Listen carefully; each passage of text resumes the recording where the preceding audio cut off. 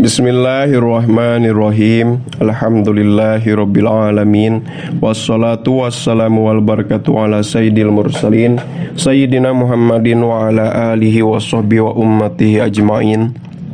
Subhanaka la ilma lana illa ma 'allamtana innaka antal alimul hakim. Allahumma anfa'na bima 'allamtana wa 'allimna ma yanfa'una wa zidna ilma. Rabbi shrahli sadri wa yassirli amri wahlul 'uqdatam min lisani yafqahu qawli. Qala al-musannifu rahimahullahu ta'ala wa nafa'ana bihi wa bi ulumihi. Wal maqalatul hadiyata asyrata. Wal maqalatu sareng ari maqalah al hadiyata asrota anu nomor ka-11na anin nabiyyi eta tetep katampi ti Kangjeng Nabi sallallahu alaihi wa alihi wasallam. Naon annahu sayaktosna Kangjeng Nabi qala eta parantos ngadawuh Kangjeng Nabi as-sholatu imaduddini kana dawuhan anu neme. As-sholatu ari salat imaduddini eta tihangna agama. Ai asluhu tegesna pokokna agama atawa pondasina agama. Faqiwamuddini mangka ari ngadegna agama laisa eta sanes itu qiwamuddin illa biha angin eta tetep ku sabab salat. Kama annal baita barina tetep sapertoskeun sayaktosna imah layakumu eta moal ngadeg itu bait illa ala umudihi kecuali di atas pirang-pirang tihangna itu al bait.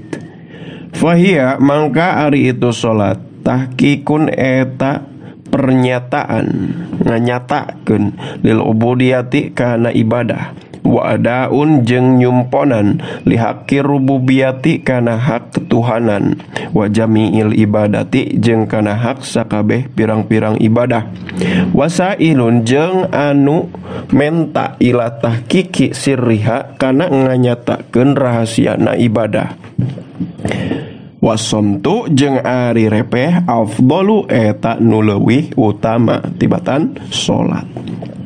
Olah ngadawuh Kangjeng Nabi sallallahu alaihi wa alihi wasallam as-somtu arfa'ul ibadah kana dawuhan anu neme. As-somtu ari repeh arfa'ul ibadati eta nu pangluhur-luhurna ibadah. Rawa parantos ngariwayatkeun hukana itu hadis saha Adailimiyu Imam Adailimi an Abi Hurairah katampi ti Abu Hurairah radhiyallahu taala an. Ai sukutu tegesna ari repeh amma tina perkara layang fa'u teu bermanfaat itu ma fid dini dina agama wa dunya jeung dina dunya wa tarkur raddi jeung ninggalkeun kana balas dendam alaman ka jalma i'tada ngamusuh itu man atawa i'tada nyerang itu man min arfa'i anwa'il ibadati eta tetep tina sapalihna anu pangluhur-luhurna tina pirang-pirang warna ibadah. Fa inna aktsarul khotoya karena sayaktosna kaseseueuran pirang-pirang kasalahan minal lisani eta tetep kaluar tina letah. Amma idza kana anapun di mana-mana kabuktosan saha al insanu manusa kholian eta anu kosong eta anu sepi anin nasi ti manusa artina teu keur aya dina kayaan loba jelema sorangan. Palayakunu mangka teu kabuktosan itu insa palayakunu mangka teu kabuktosan naon sukutuhu repehna itu insan minal ibadati eta tetep tina sebagian ibadah. Wasodakotu jeung ari sodakoh tutpiu eta mareuman itu sodakoh godobar robbi kana bendu pangeran. Wasomtu jeung ari repeh afdalu eta anu leuwih utama ibatan itu sodakoh.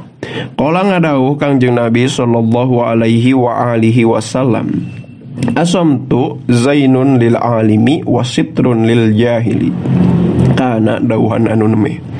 Asomtu ari repeh zainun eta hiasan lil alimi pikeun jalma alim wasitrun jeung penutup lil jahili pikeun jalma anu bodoh. Rawa parantos ngariwayatkeun hukana itu hadis Abu Syekh an Muhrizin ketampi ti Muhriz. Wadhalika jeung ari itu tafdilus samti ala sa'iril ibadah. ngunggulkeun repeh kana sasesana tina pirang-pirang ibadah. 5 eta tetep karena perkara pisomti tetep itu mah aya dina repeh minal waqori nyatana wibawa ai rozanati tegesna ketenangan al munasibati anu ngahubung lihakil ilmi kana hakna ilmu. Wali annal mar'a jeung kana saektosna manusia jalu eta ari bodona itu mar'a masturun eta anu ditutupan ma ku perkara lam yatakalam teu ngobrolkeun itu si mar'a kana ma. Wasaumu sareng ari puasa junnatun eta benteng wikoyatun tegesna pelindung minan nari tina neraka. Wasomtu jeung ari repeh afdalu eta nu leuwih utama. Qala ngadawuh Kangjeng Nabi sallallahu alaihi wa alihi wasallam, asamtu sayyidul akhlaqi kana dawuhan anu neme. Asamtu ari repeh sayyidul akhlaqi eta penghuluna pirang-pirang akhlak anu sae. Rawa parantos ngariwayatkeun hukana itu hadis Ad-Dailimi Imam Ad-Dailimi an Anasin katampi ti Anas bin Malik. Kumaha maksudna ai sukutu tegasna ari repeh amma tina perkara la thawaba teu aya ganjaran fihi eta tetep dina itu mah sayyidul akhlaqi eta penghuluna pirang-pirang akhlak al hasanati anu sae. Li salamati sohibihi karena salametna jalmi anu ngabogaan kana itu sukut hartina jalma nu repeh minal gibati tina gibah wanahwiha jeung sejenisna gibah. Amal istigholu anapun ari katungkul bimaku perkara fihi eta tetep dina itu ma thawabun ari ganjaran minahwi zikrin tina saumpama zikir wa qiraati Qur'anin jeung maca Al-Qur'an wa ilmin jeung maca kana ilmu fahuwa mangka ari itu istigholu bima fihi thawab afdalu eta nu leuwih utama minas somti tibatan repeh. Mentak aya peribahasa dina bahasa Inggris silent is gold but speaking up for the truth is diamond. Repeh teh eta teh emas tetapi berbicara kebenaran itu adalah permata. Wal jihadu jeung ari jihad sanamuddini eta puncakna agama atau pundukna agama. A'lahu tegesna nu pangluhur-luhurna tina itu agama. Intayana upami tangtos itu jihad. Wadhalika jeung ari itu qaunul jihad sanamaddin buktina jihad jadi sanamuddin. Annal jihada eta sayaktosna jihad yu'lamu eta bisa dikanyahakeun itu jihad min mahalin ti tempat ba'idin anu jauh.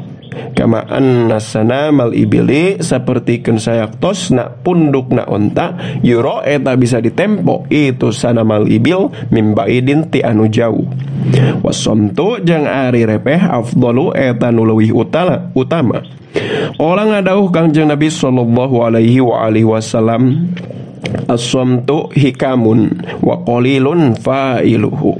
As-somtu ari repeh hikamun eta pirang-pirang hikmah wa qalilun barina anu saeutik safa'iluhu anu migawe kana itu as-somtu. Rawa parantos ngariwayatkeun hukana itu hadis Sal Qudai Imam Qudai an Anasin katampi ti Anas bin Malik. Wa Dailimi sareng Imam Ad-Dailimi an Ibni Umar katampi ti Imam Ibnu Umar radhiyallahu taala anhum ajmain. Ai sumtu tegasna ari repeh hikmatun eta kebijaksanaan.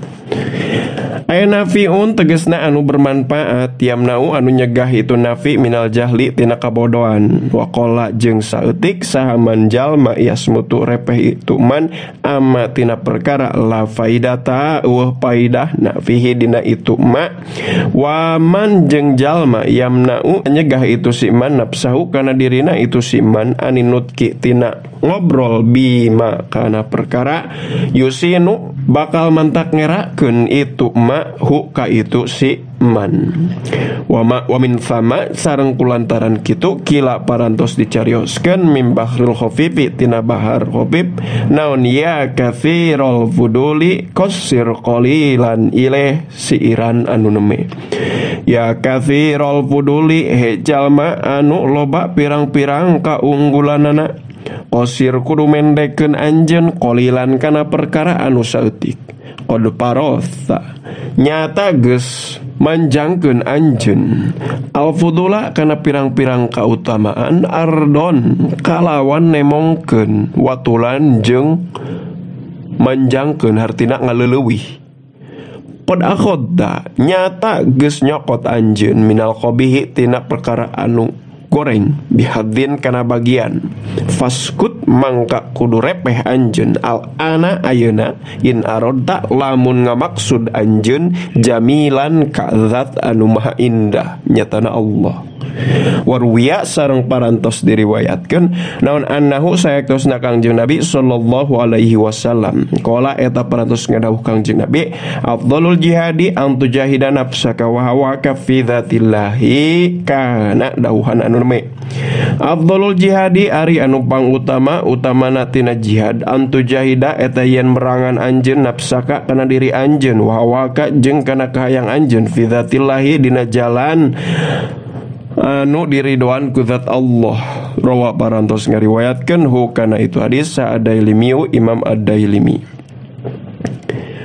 Wal maqalatu sareng ari maqalah Atsaniyata asota anu nomor ka-12 kila eta parantos dicarioskeun naon auhallahu ta'ala ila nabiyyin minal anbiya'i min bani Israil ileh qaul anu neme auha parantos ngawahyukeun sa Allah Gusti Allah Ta'ala mahlur Allah ila nabiyyin ka seorang nabi minal anbiya'i nu tetep itu nabi ti pirang-pirang nabi min bani Israila ti kalangan bani Israil alaihim eta muga tetep ka itu anbiya assalamu ari salam waqala sareng ngadawuh Allah jalla wa azza sumtuka anil batil li saumun ilaih kana dawuhan anu neme sumtuka ari repeh anjeun anil batili tina perkara anu salah wahwa jeung ari itu batil ma eta perkara la yufidu teu maedahkeun itu ma sayan kana hiji perkara oge li karna kaula ay li ajli tegesna karna kaula saumun eta puasa thawabuhu tegesna ari ganjarana itu sumtu kanil batil ka thawabi saumi eta tetep sapertikeun ganjarana puasa. Wa hifdzuka jeung ari ngajaga anjeun al jawariha kana pirang-pirang anggahota ail awamila tegesna pirang-pirang anggahota anu sok dipake beramal kalyadaini sapertikeun dua leungeun warizaini jeung dua suku anil maharimi tina pirang-pirang perkara anu haram li karna kaula salatun eta salat. Maksudna ay ajruhu tegesna ari ganjarana itu hifdzukal jawarih anil maharim li ajri solati eta tetep seperti ikan ganjarana solat. Wa iya suka jeung ari mutuskeunana anjeun ay qad utom ika tegesna mutuskeunana harpan anjeun toma anjeun anil khalqi ti makhluk li karna kaula sodakotun eta sodako ay thawabu tegesna ari ganjarana itu iya suka anil khalqi li ka thawabi sodakoti eta tetep sapertikeun ganjaran sodako.